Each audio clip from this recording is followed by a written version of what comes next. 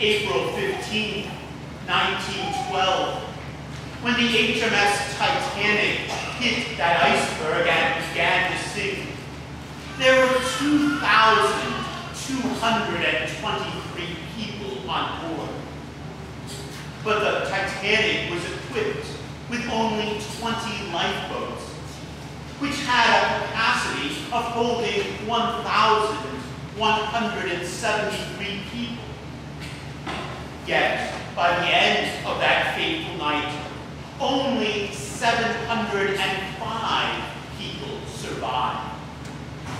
If you do the arithmetic, that means that at least 473 more people could have been loaded into those lifeboats and had their lives saved, but weren't. And so the question is, why weren't they loaded into those boats? Interviews conducted after the shipwreck revealed why. Passengers say that as soon as they got on to the lifeboats, they demanded that the boats not be filled to capacity, for fear that they might not be able to hold as many people as they thought.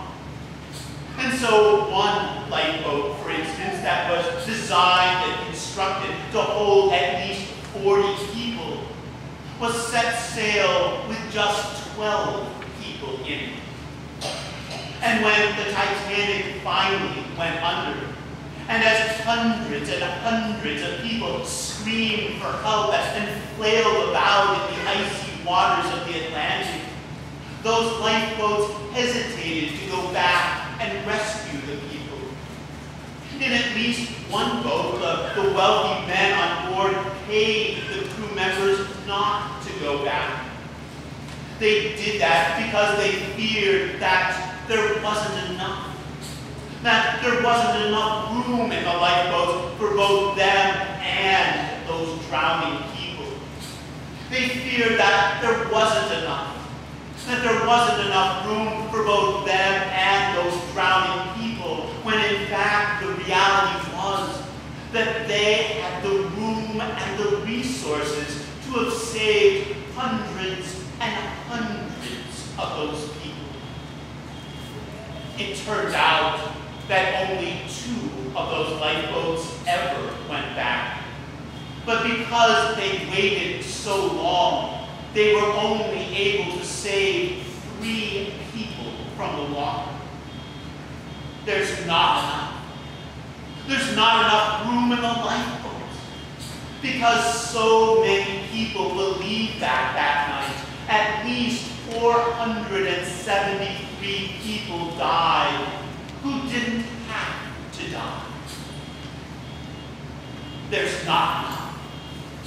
That's what that widow in the town of Zarephath must have been thinking to herself, as she looked at the reality that was right there in front of her. She knew that starvation was not far away. And so, clutching on to the last few measly little ounces of flour that she had left, she made her way out to the city gate in search of some firewood, so that she could then cook that flour for herself and her son as one last pitiful little meal before they both died of hunger. But as that widow walked out to the city gate, she met a man by the name of Elijah. Now, Elijah was a prophet. Elijah was someone who had been appointed by God to go and confront the rulers of his day, King Ahab and Queen Jezebel, about the way that they had been trying to lead the people away from God and entice them to worship other gods, such as a god known as Baal. And one thing God did to let the people know how upset God was about what they were doing was that God caused it to stop raining. And so, of course, without rain, the crops were not able to grow, and very soon there was a severe famine in the land. But throughout that drought, God provided for Elijah.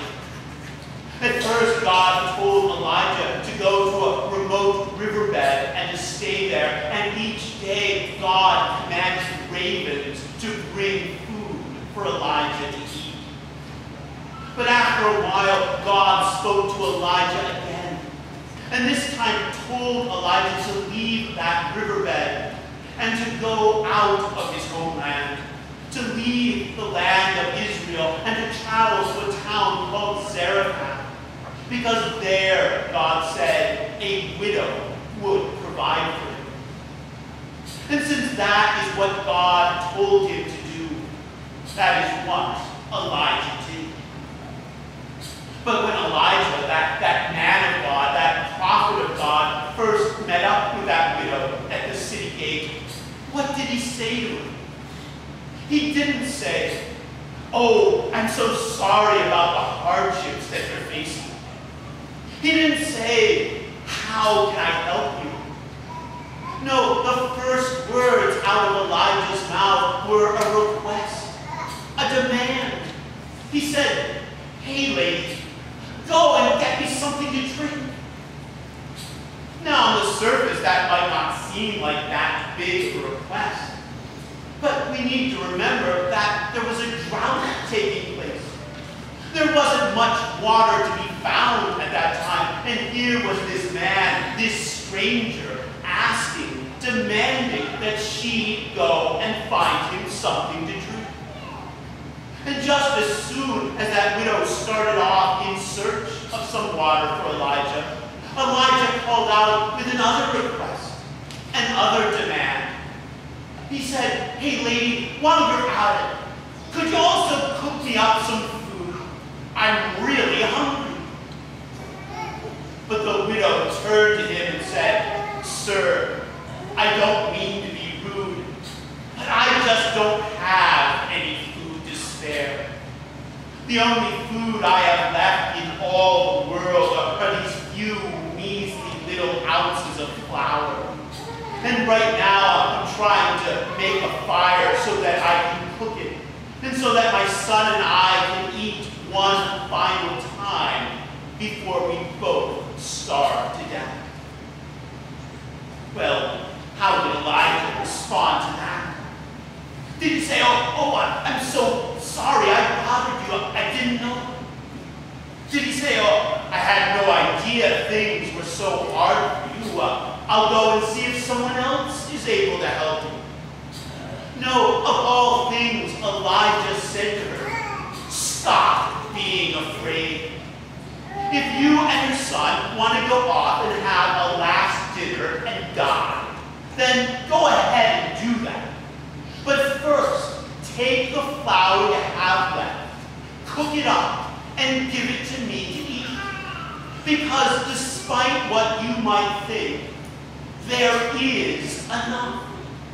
Despite what you might think, your flour is not going to run out." And so that widow went and did what Elijah said. She went and took those last measly little ounces of flour she had, scraped it out of her bowl, cooked it up, and gave it to Elijah to eat. And later on, when she went back and looked in the bowl, she found that it was just as Elijah had said. There was enough.